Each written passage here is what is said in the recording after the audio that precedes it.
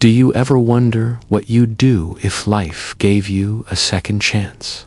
I used to think about it all the time, back in my first life, when everything was already too late. That life ended in loneliness. I was betrayed, abandoned, and forgotten.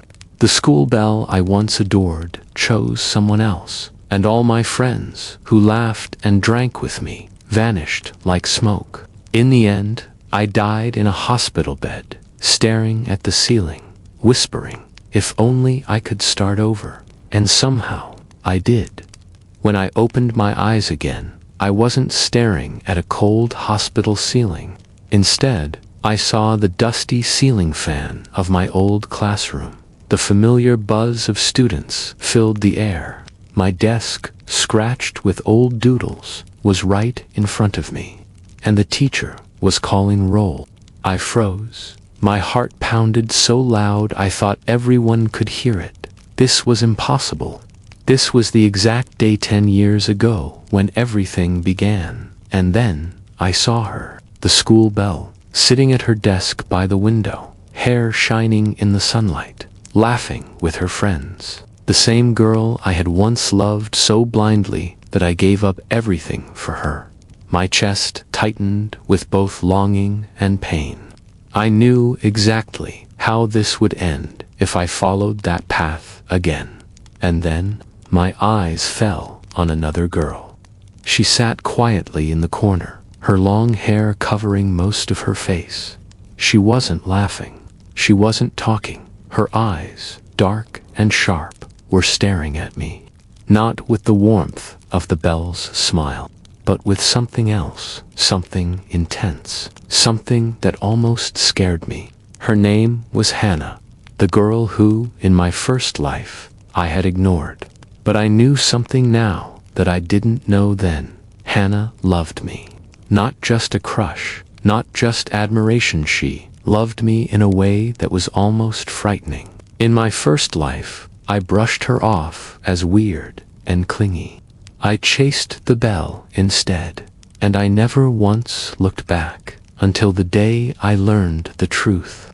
When I was broken, betrayed, and at my lowest, Hannah was the only one who still came to see me. She had whispered through tears, if only you had chosen me. But by then, it was too late. Now, sitting in this classroom, in this moment from the past, I realized this was my chance to change everything. I didn't know why fate gave me this miracle. I didn't know how long it would last, but I knew one thing with absolute certainty. This time, I wouldn't choose the belle. This time, I would choose Hannah. And, as if she could read my thoughts, Hannah's lips curved into the slightest smile, a smile that sent a chill down my spine. Because love that deep can save you or destroy you. But I had already made my choice. The bell rang. Students rushed out of the classroom, chatting and laughing as if the world was simple. For them, it was just another day of school. For me, it was the first step of a second life. I stayed at my desk a little longer, gripping the wood as if I might float away if I let go. My thoughts swirled. It's real. This is real. I'm back. The last time I lived this day, I ran to the school belle. I remember how she looked at me with that teasing smile, how she spoke to me like I was special, how my chest burned with the thrill of it. I thought she was the center of my world. But I also remember how it ended. Her hand slipping out of mine, her choosing someone richer, more handsome, more worthy. I was left broken. And then there was Hannah, always watching me, always hovering just close enough for me to notice, but not close enough to touch. The other students whispered about her. She's creepy, she's obsessed, stay away from her. And I listened to them. I laughed along. I called her strange. I never saw the tears she wiped away when no one was looking. Now, I couldn't stop looking. When I finally stood and gathered my books, I saw her by the door, Hannah. Her long black hair flowed over her shoulders, her pale fingers gripping the strap of her bag. She wasn't leaving, she was waiting for me. Our eyes met. For the first time in my life, I didn't look away. I walked toward her. Her expression didn't change, but I noticed the slight tremble of her lips.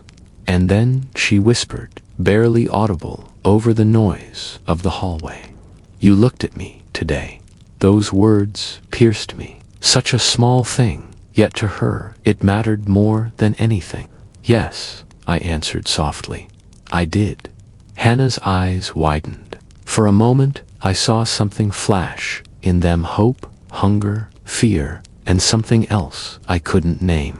She lowered her gaze quickly, as if embarrassed by how much it meant to her. In my first life, I would have laughed awkwardly and left. But not this time. "Do you want to walk home together?" I asked. The hallway noise seemed to fade. Her fingers tightened on her bag. Slowly, she raised her head, her lips curving into the faintest smile. Yes, we walked side by side. The sun was dipping low, painting the sky in gold. Students passed us, some whispering, some snickering. Is he seriously walking with her? Poor guy doesn't know what he's getting into. She's so creepy. The words stung, but this time I ignored them. Hannah heard them too. I saw her flinch, but then she looked at me, as if expecting me to push her away. I didn't. Instead, I spoke. "Hannah, I'm sorry." She blinked. "Sorry, in the past." I stopped myself. I couldn't tell her the truth, not yet. I should have talked to you more before. I should have treated you better. Her steps faltered. She stared at me, her eyes trembling, as if she couldn't believe what she heard. "You noticed me," she whispered. I nodded, and then, for the first time, I saw tears glistening in her eyes. She quickly turned away, wiping them before they could fall. Don't say things like that," she said in a shaky voice. "If you're joking, I'll never forgive you." "I'm not joking." My voice was firm. "Kay, I mean it." For a moment, she stopped walking. The sunset light caught her face, her pale skin glowing softly, her dark eyes shimmering. She looked fragile, like a porcelain doll that could shatter if mishandled. But beneath that fragility, I sensed something dangerous, something possessive. As we reached the small road where our paths would usually part, Hannah hesitated. She didn't want to leave. I could see it in her body, the way she lingered. "Can I come to your house?" she asked suddenly. My chest tightened. In my past life, I would have panicked, made excuses, pushed her away. But this was my second chance. I smiled faintly. "Yeah, come over." Her eyes widened again, and this time her lips curved into a smile so pure and yet so unsettling, the kind of smile that says, "Now you're mine." That night, Hannah sat quietly in my room. She didn't move much. She just looked around, taking in every detail, as if memorizing it. "Your room smells like you," she whispered. I felt my face heat. That's a weird thing to say. But she shook her head. "It's not weird. I like it. I like everything about you." Her words were simple, but the weight of them pressed against me. It wasn't a crush. It wasn't just admiration. This girl, she would burn the world for me. And as I watched her sitting there, I asked myself a question I had been avoiding. Did I make the right choice? The school bell's laughter still echoed in my memory. Her smile was dazzling. Her beauty was undeniable. But Hannah's gaze, sharp and unblinking, held something the bell never gave me. Absolute devotion. The kind of love that could save me or consume me. And as the night deepened, Hannah leaned closer, her voice soft as silk. "If you ever leave me," she whispered, "I'll never let you go. Never." Her words sent a chill through me. But I didn't push her away, because deep down, a part of me wanted that kind of love. And so, the second life I had been given truly began, not with the school bell's golden smile, but with the Yandere's dangerous devotion. And though I couldn't see it yet, that one choice would change everything. The next morning, I woke up with a strange heaviness in my chest. Hannah's words from last night echoed in my head. If you ever leave me, I'll never let you go. Never. In my first life, I would have brushed it off as creepy. But now, it felt like both a warning and a promise. Then I remembered my hospital bed, the emptiness of that room, the regret that gnawed at me. Yes, Sai made the right choice. I wasn't going to repeat that same mistake. When I reached school, Hannah was already there. Not just in the classroom, she was waiting outside the school gate. "Good morning," she whispered, clutching the strap of her bag. For some reason, my chest warmed. "Good morning." We walked in together, and of course, the whispers followed us. Why's he always with her? She's so weird. Did she brainwash him or something? In the past, I would have flushed with embarrassment, tried to shake her off, pretended we weren't walking together. But this time, I didn't. I kept walking, side by side. Hannah noticed. Her eyes sparkled with something unreadable. When we sat down, the school bellyache turned her head and looked at me. Her lips curved into that familiar, dazzling smile. "Hey," she said softly, "you didn't come to walk with me this morning." Her voice was sweet, teasing. It tugged at my heart. Once upon a time, I would have melted. But Hannah's gaze burned into me. She was watching, listening. I forced a small smile. "Sorry, I was busy." Ayaka tilted her head, curious. Then her eyes flicked to Hannah, who was staring back with an intensity that could cut glass. Ayaka's smile faltered for just a second. Ayaka might have been the Belle, adored by everyone, but even she was unsettled by Hannah's gaze. During lunch, I usually sat with the guys. This time, Hannah tugged at my sleeve. "Sit with me," she asked, almost too quietly to hear. The guys were already waving me over, calling my name. For a heartbeat, I hesitated. Old habits pulled at me, but then I nodded. Sure. We sat on the rooftop. Hannah opened a neatly packed bento. She pushed it toward me without a word. "You made this?" I asked. She nodded shyly. I woke up early. Inside was perfectly cut tamagoyaki rice balls, shaped into little hearts, and fried chicken. My throat tightened. I didn't even know she could cook. I had always been too busy chasing Ayaka. I took a bite. It was delicious. Not just because of the taste, but because of the effort, the care. "It's really good," I said honestly. Her cheeks flushed pink. She lowered her head, whispering, "I'll make it for you every day, forever." Her words were soft, but heavy, like chains wrapping gently around me. I should have felt suffocated. Instead, I felt warm.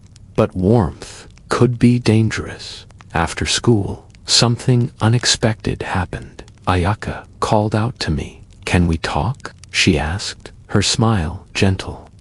The guys nearby immediately gave me thumbs up, whispering, "Lucky." In my first life, this was the moment that started everything. The moment Ayaka and I began to grow close. The moment I believed I had a chance with the school bell. But this time, things were different. Hannah was standing just behind me. I could feel her presence like a shadow. Her eyes drilled into my back, her silence louder than any word. Ayaka waited. The other students looked on. This was my first real test. I swallowed.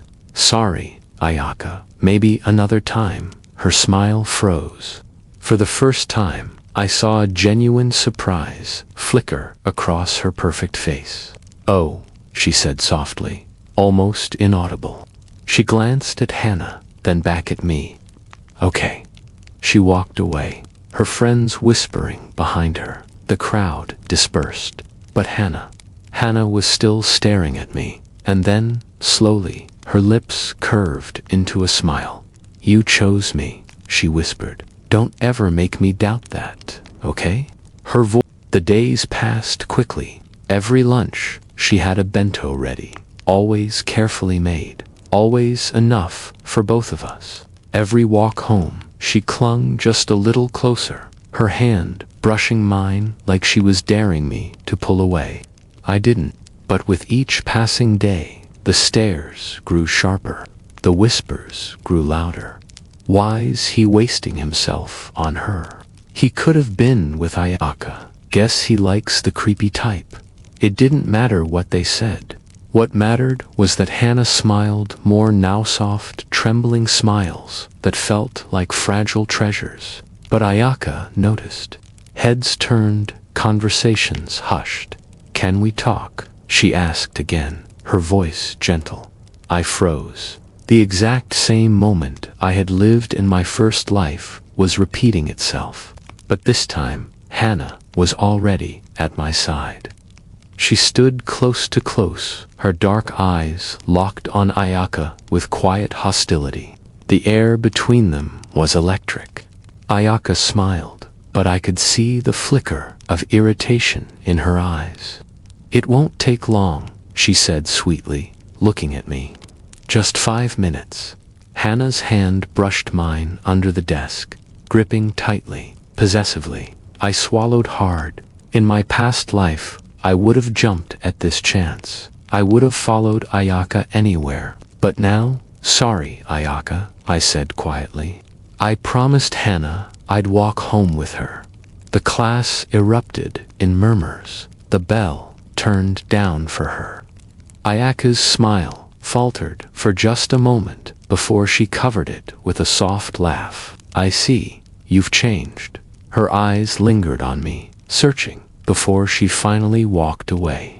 The guys gave me looks of disbelief. Girls whispered behind their hands. But Hannah was radiant. When we left the classroom, she leaned in, her voice trembling with joy.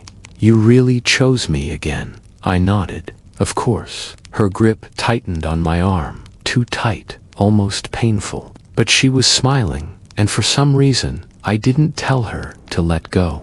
That evening, I returned home to find something strange. On my desk, next to my textbooks, was a small, wrapped box. I hadn't left it there. Cautiously, I opened it. Inside was a neatly folded handkerchief, embroidered with my initials.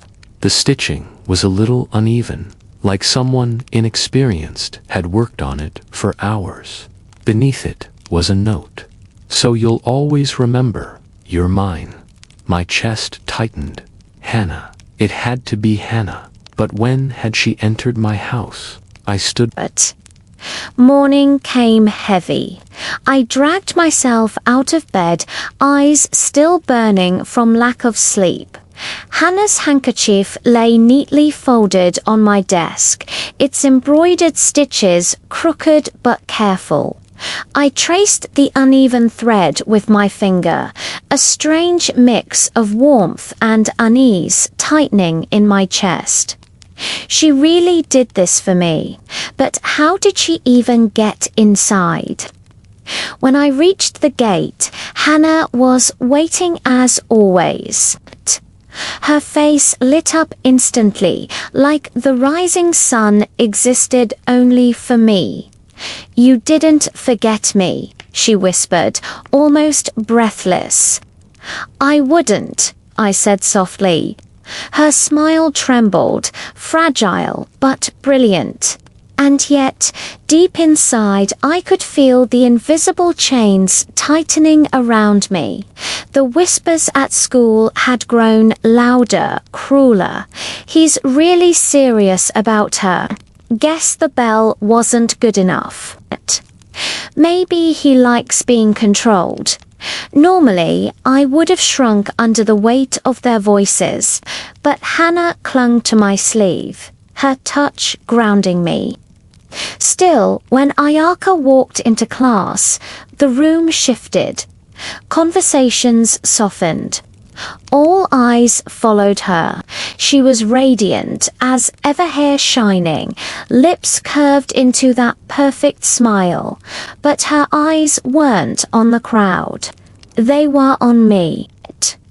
During break, she made her move. She approached my desk with practiced grace, ignoring the curious stares around us.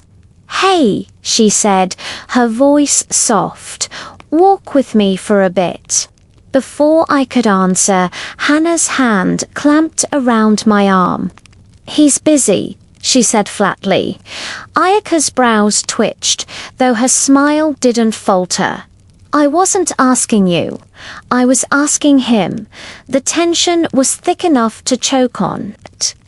Students pretended to read books, to chat, but I could feel every ear straining. I took a breath.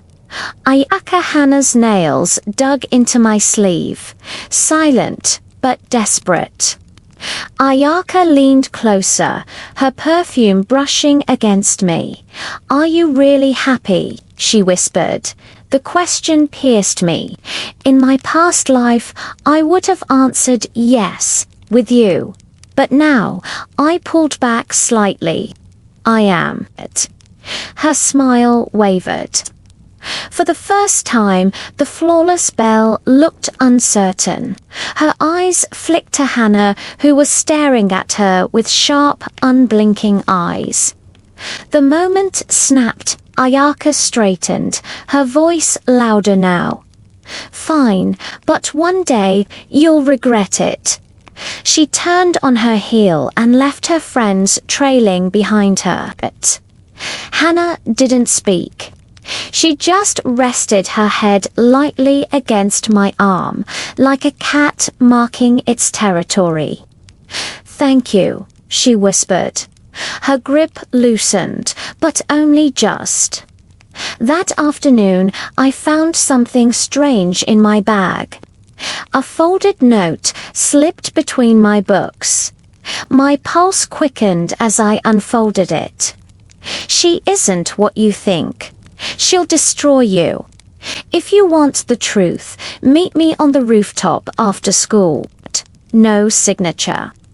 But I knew the handwriting. Ayaka. I froze. This was dangerous.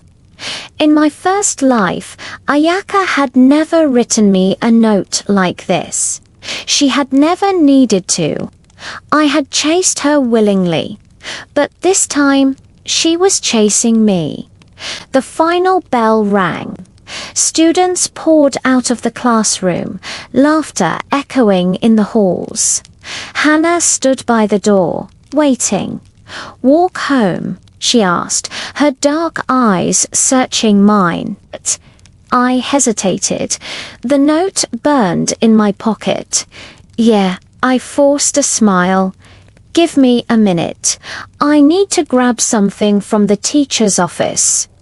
Suspicion flickered in her gaze. For a terrifying moment, I thought she would refuse. But then she nodded slowly. "I'll wait." Her voice was soft, but her eyes promised that she would know if I lied. My throat tightened. I slipped past her and made my way upstairs. The rooftop was quiet, the city stretching out beyond the chain-link fence. Ayaka was already there, leaning against the railing, her hair shimmering in the fading sunlight. "You came," she said softly. I nodded. "What do you mean by that note?" She turned, her smile gone. For once, she looked serious. Vulnerable, even. "Hannah isn't who you think she is," Ayaka whispered. She's dangerous. People don't just call her obsessed for no reason. Do you even know what she's done? My chest tightened. What are you talking about? Ayaka's eyes searched mine desperately. In middle school, a boy rejected her. The next week, his girlfriend's bicycle brakes were cut. They barely survived. Everyone suspected Hannah, but nothing was proven. My blood ran cold. Ayaka stepped closer. Her Morning came heavy. I dragged myself out of bed, eyes still burning from lack of sleep. Hannah's handkerchief lay neatly folded on my desk, its embroidered stitches crooked but careful. I traced the uneven thread with my finger, a strange mix of warmth and unease tightening in my chest.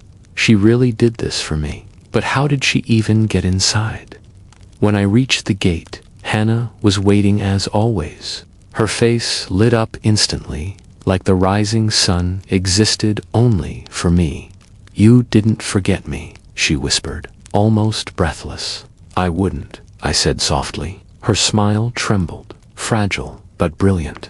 And yet, deep inside, I could feel the invisible chains tightening around me.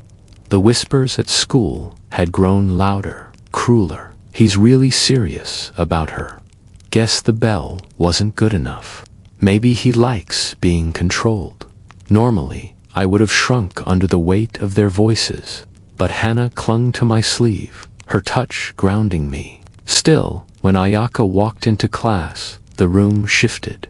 Conversations softened. All eyes followed her. She was radiant as ever, hair shining, lips curved into that perfect smile. But her eyes weren't on the crowd. They were on me. During break, she made her move. She approached my desk with practiced grace, ignoring the curious stares around us. "Hey," she said, her voice soft. "Walk with me for a bit." Before I could answer, Hannah's hand clamped around my arm. "He's busy," she said flatly. Ayaka's brows twitched, though her smile didn't falter. "I wasn't asking you. I was asking him." The tension was thick enough to choke on. Students pretended to read books, to chat, but I could feel every ear straining. I took a breath. Hannah's nails dug into my sleeve, silent but desperate. Ayaka leaned closer, her perfume brushing against me. "Are you really happy?" she whispered. The question pierced me. In my past life, I would have answered yes, with you. But now, I pulled back slightly. "I am." Her smile wavered. For the first time, the flawless Belle looked uncertain. Her eyes flicked to Hannah, who was staring at her with sharp, unblinking eyes. The moment snapped. Ayaka straightened, her voice louder now. "Fine, but one day, you'll regret it." She turned on her heel and left, her friends trailing behind her. Hannah didn't speak. She just rested her head lightly against my arm, like a cat marking its territory. "Thank you," she whispered. Her grip loosened, but only just. That afternoon, I found something strange in my bag. A folded note slipped between my books. My pulse quickened as I unfolded it. "She isn't what you think. She'll destroy you. If you want the truth, meet me on the rooftop after school." No signature, but I knew the handwriting. "Ayaka." I froze. This was dangerous. In my first life, Ayaka had never written me a note like this. She had never needed to. I had chased her willingly, but this time, she was chasing me. The final bell rang. Students poured out of the classroom, laughter echoing in the halls. Hannah stood by the door, waiting. "Walk home?" she asked, her dark eyes searching mine.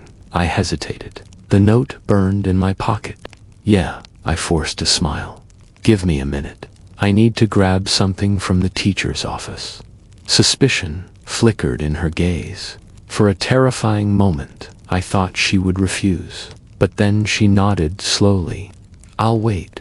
Her voice was soft, but her eyes promised that she would know if I lied. My throat tightened. I slipped past her and made my way upstairs. The rooftop was quiet, the city stretching out beyond the chain-link fence. Ayaka was already there, leaning against the railing, her hair shimmering in the fading sunlight. "You came," she said softly. I nodded. "What do you mean by that note?" She turned, her smile gone. For once, she looked serious, vulnerable even. "Hana isn't who you think she is," Ayaka whispered. She's dangerous. People don't just call her obsessed for no reason. Do you even know what she's done?" My chest tightened. "What are you talking about?" Ayaka's eyes searched mine desperately.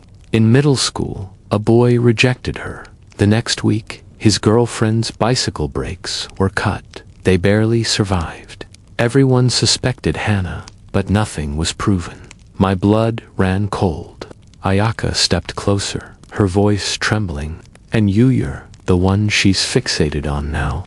If you stay with her, she won't let you go, ever. Do you understand?" Her words echoed Hana's own. "If you ever leave me, I'll never let you go." But hearing it from Ayaka's lips made it terrifyingly real. I opened my mouth to respond and froze, because over Ayaka's shoulder, standing silently by the rooftop door, was Hana, her long hair blue in the wind. Her eyes were dark, unreadable, and on her lips was the faintest, sharpest smile. My heart stopped. How long had she been standing there? How much had she heard? Ayaka noticed my expression and turned. When she saw Hana, her face paled. The silence between them was electric, dangerous. Then Hana stepped forward, her voice calm. "You're trying to steal him from me." Ayaka stiffened. "I'm trying to save him." Hana tilted her head, her smile widening. "He doesn't need saving. He chose me." Her words struck like a blade. Ayaka clenched her fists, glaring at Hana. "You're sick. He'll realize it sooner or later." The air was heavy, the tension unbearable, and I stood between them, torn, my heart pounding like a drum. Two girls, two paths, two kinds of danger, and I had no idea which one would destroy me first. The dream returned that night. Only this time, it felt clearer to clear, like memories instead of illusions. I saw May, standing under the rain, her uniform soaked, her hair clinging to her pale face. She was watching me, but not me. Another version of me. The one who had chosen the school bell. In that vision, I laughed alongside the bell, ignoring May's existence. And then, tragedy. A scream, blood. May standing alone, clutching her chest, as if her heart had been ripped out. I jolted awake, gasping for air. My chest hurt as if I had lived that pain myself. But here's the strangest part. When I looked in the mirror, I saw faint scratches on my arm. The same scratches I'd seen in the dream. Impossible. Were these really just dreams? Or were they fragments of another life, another timeline? The next day, I couldn't take it anymore. I found May after class and asked her directly, "May, do you remember something I don't?" She froze. The color drained from her face. For the first time, she didn't try to hide behind a smile. "So you've started to remember to..." Her voice was trembling, fragile, but also filled with relief. I swallowed hard. "Remember what?" She looked around to make sure no one was listening, then leaned close, her breath brushing against my ear. "That we've lived this before. That you left me for her. That I lost you once already." Her words pierced through me like ice. I staggered back. "What are you saying? That I died?" Her eyes shimmered with tears, but she forced herself to smile again. "No, you didn't die. I did. My world shattered. I couldn't breathe, couldn't think. Was that why she clung to me so tightly now? Why her love felt so desperate, so absolute? Because somewhere, in another life, she had been abandoned and destroyed. She reached out, her fingers trembling as they brushed mine. This time, I won't let go, even if it makes me selfish, even if it makes me a monster. You're mine, only mine. For the first time, I didn't feel fear in her words. I felt sorrow, because hidden in her obsession was a wound deeper than anything I could imagine. But the question gnawed at me. If she had already lived this once, why was I reborn? And why, out of all choices, did fate give me another chance with her? It was about redemption. And whether I was ready or not, the past was coming back to claim us. May gave me, every time her hand gripped my sleeve, every smile she forced onto her face, Sai wondered. Was it love or fear of losing me again? That night, I dreamt once more. Only this time, it wasn't vague. I saw myself standing in a hospital room. May lay on the bed, pale and fragile, tubes connected to her. Her last words echoed in my ears. If only you had chosen me, maybe I wouldn't have broken. And then, silence. When I jolted awake, I was shaking. I couldn't ignore it anymore. These weren't just dreams, they were fragments of what had really happened before. I had chosen the school bell, and May's love had consumed her until it destroyed her. And now, this second chance had been given to us. But could we truly rewrite fate? The next day, I decided to talk to May again. After class, I pulled her aside and said, May, I need the truth. All of it. What happened to you before? For a long moment, she just stared at me. Her lips trembled. Then, finally, she whispered, I loved you too much. When you left me, I couldn't breathe. I thought if I couldn't have you, then I didn't want to live at all. And in the end, I didn't. But fate was kind. It gave me another chance to hold on to you, to love you the way I always wanted. Her hands clutched my shirt like chains. So please, don't leave me. Not again. I won't survive it this time. Her words were like knives. I could feel the weight of her pain, her desperation, and yet a part of me felt guilty. Because in that other life, I did leave her. I broke her heart. I killed her in a way. Now, here she was, clinging to me with everything she had left. That night, lying in bed, I realized something.